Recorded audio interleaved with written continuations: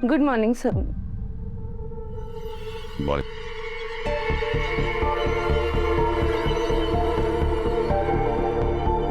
Sorry to interrupt you sir, मगर मैंने उन वीवीआईपी इनवाइटीज की फाइनल लिस्ट रेडी कर ली है जिनको शादी में बुलाना है, और बिजनेस रिलेशन के लिए उन्हें बुलाना बहुत ज़रूरी है।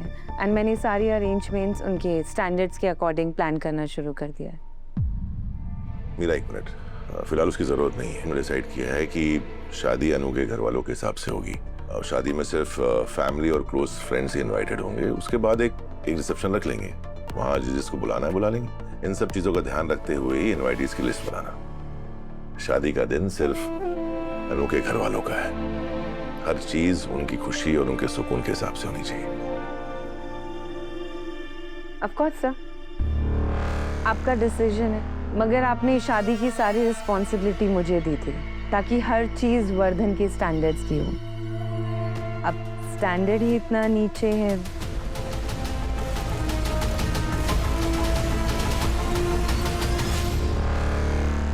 मेरा मतलब है कि अब इतना ड्रास्टिक चेंज होगा तो शादी में वो ग्रेस लाना काफी मुश्किल होगा। अनु, तुम समझ रही हो ना कि मैं क्या कहना चाह रही हूँ?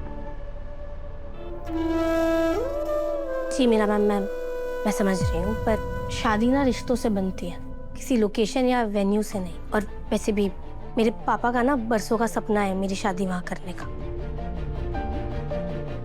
मैं जानता हूँ तुमने बहुत मेहनत की है, तो फिलहाल जो फाइनल डिसीजन हुआ है उस पर ही काम करो। Okay sir.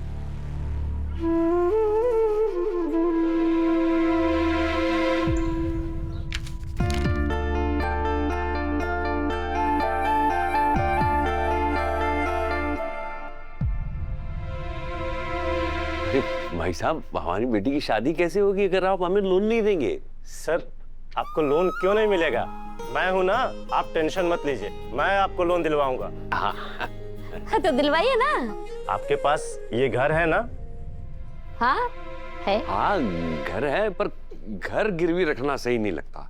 दूसरा तरीका है कोई? कोई बात नहीं, आपके पास कोई बिजनेस तो होगा?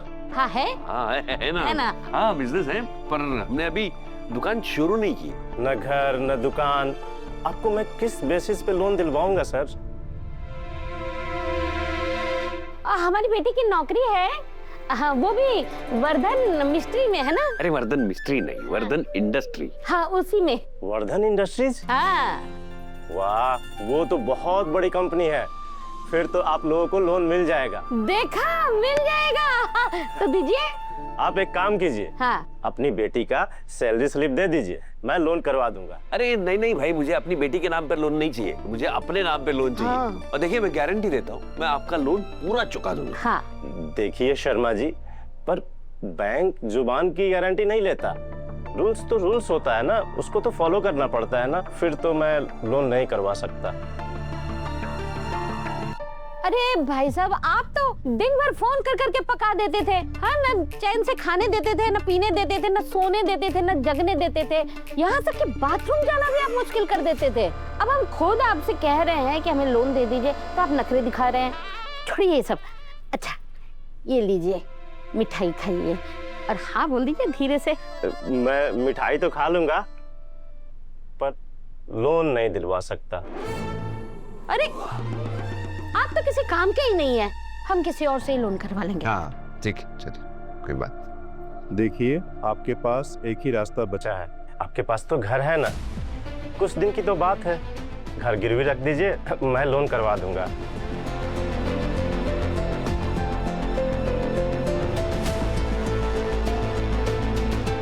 आप इतना सोच क्यों रहे हैं? मुझ पे भरोसा करिए, मैं आपको पक्का लोन दिलवा दूंगा। शर्मा जी, अनु के लिए हमें करना होगा।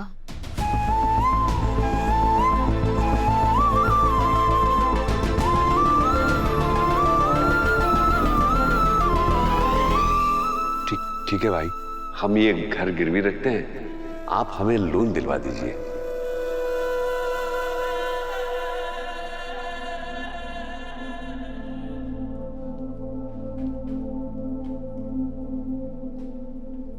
कोई भी गड़बड़ नहीं होनी Excuse me? चाहिए, बस अब। मीरा मैम, ये आज की पूरी वर्क रिपोर्ट है और मैंने कल की मीटिंग की भी ना सारी डिटेल्स इसमें अटैच कर दी है। तो क्या मैं घर जा सकती हूँ? एक्चुअली मम्मी का कॉल आया था, घर पर ना कुछ काम पेंडिंग है, प्लीज। देखा आप सबने, इसे कहते हैं टैलेंट। कुछ लोग सालों मेहनत करके ऑफिस में अपनी जगह बनाते हैं, कुछ लोग अतरंगी ढंग से लोगों को रिझा कर सीधा मालकिन बन जाते हैं। इस ऑफिस की मालकिन हो तुम, अब ये ऑफिस तुम्हारा है। तुम उससे परमिशन लेकर ये नाटक करने की क्या जरूरत है ना? वैसे तुम जिस बैकग्राउंड से आती हो वहाँ पर लोग एथिक्स एंड कैरेक्टर की बातें तो बहुत करते हैं, पर जैसे ही किसी बड़े इंसान को फंसाने की बात आई, मतलब फुल ऑन रेडी।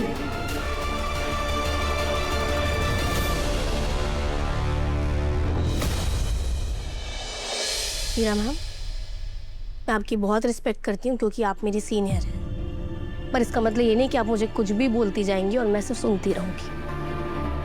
आपका कोई हक नहीं बनता मेरे क्लास और मेरे कैरेक्टर पर उंगली उठाने का, क्योंकि मैंने भी ना यहाँ अपनी जगह बहुत मेहनत से बनाई है। और जिस बैकग्राउंड से मैं आती हूँ ना, वहाँ हम सिर्फ कैरेक्टर और एथिक्स की बातें नहीं करते हैं, बल्कि उस पर अमल भी करते हैं।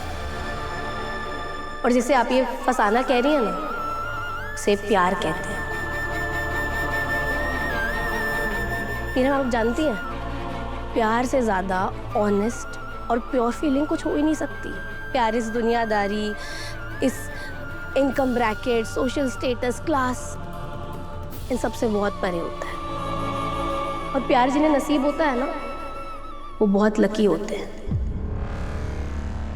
भगवान जी का मानो एक स्पेशल आशीर्वाद होता है उन पर।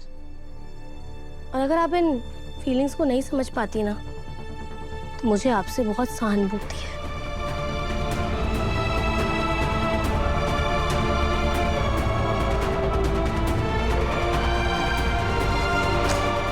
बाय।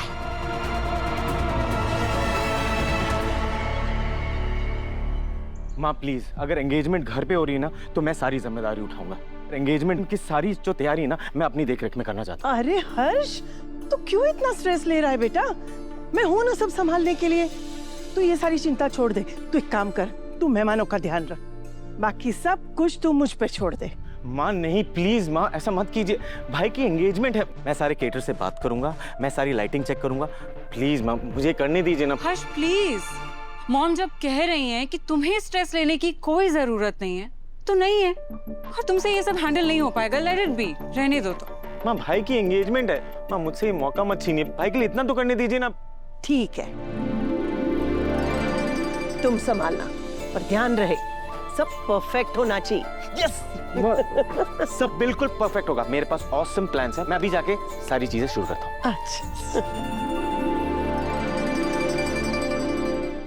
मॉम, क्या जरूरत है आपको हाँ बोलने की?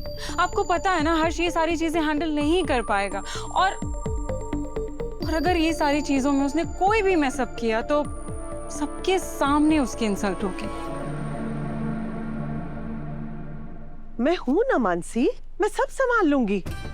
और अभी तुमने देखा ना हर्ष कितना एक्साइटेड है एंगेजमेंट को लेकर। मैं उसे ना कैसे कह सकती हूँ? आर्य के बाद हर्ष ही तो है मेरे पास, उसे मैं मना कैसे कर सकती हूँ? उसका भरोसा कैसे तोड़ सकती हूँ मैं?